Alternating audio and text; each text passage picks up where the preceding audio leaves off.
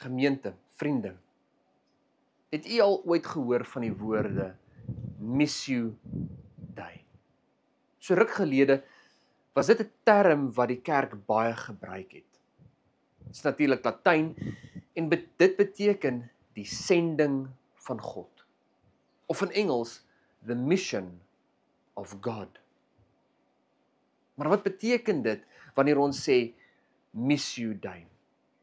Daardeur wil ons sê dat God besig is met 'n sending na die wêreld. En hierdie sending na die wêreld, hierdie besig wees met die wêreld, het 'n hoogtepunt bereik in Christus se geboorte, sy lewe, sy sterwe, maar ook sy opstanding.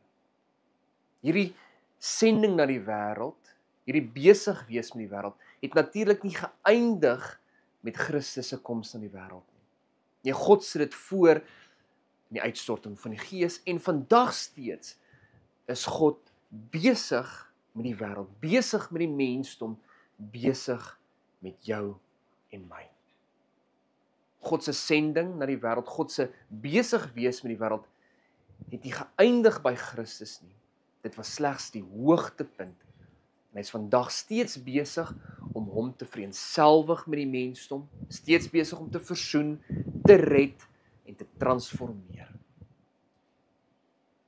God se sending na die wêreld, God se besig wees na die wêreld, vra van die kerk, maar ook van jou en my, om deel te word van hierdie sending. Verlang is daar geglo, ons doen namens God sending. Vandag weet ons, God doen self sy sendingwerk. Ek en jy word slegs daarvan deel. Ons word deel aan hierdie transformasie, hierdie vernuwing, hierdie liefde, hierdie versorging, waarmee God reeds besig is. Maar baie keer, vriende, is die kerk, maar ook ons as individue onwillig. Ons verstaan nie God se sending, God se besig wees met die wêreld nie. Baie keer is ons doelbewus besig om teen God se sending in te werk. Kyk net na Jona. God het 'n droom gehad vir die stad Ninive. God wou 'n sending stuur na die stad Ninive. God wou hê die stad en hierdie mense moet tot bekering kom. God vra vir Jona om deel te word van hierdie sending, om deel te word van hierdie droom. God roep Jona as sy profeet. Maar Jona kies om van die Here te vlug.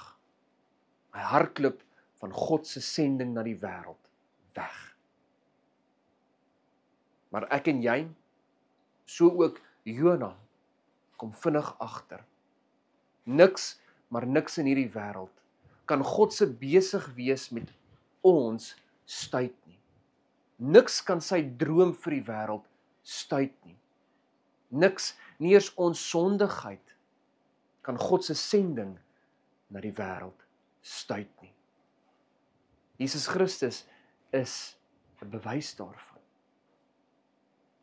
Mag ons, vriende, ek en jy, nie langer vlug van ons roeping nie, maar mag ons eerder deel word van God se sending na die wêreld, sy besig wees met die wêreld. Mag ons hierdie roepstem aanhoor. Mag ons ook elkeen na ons eie Ninive gaan en God se evangelie verkondig. Amen.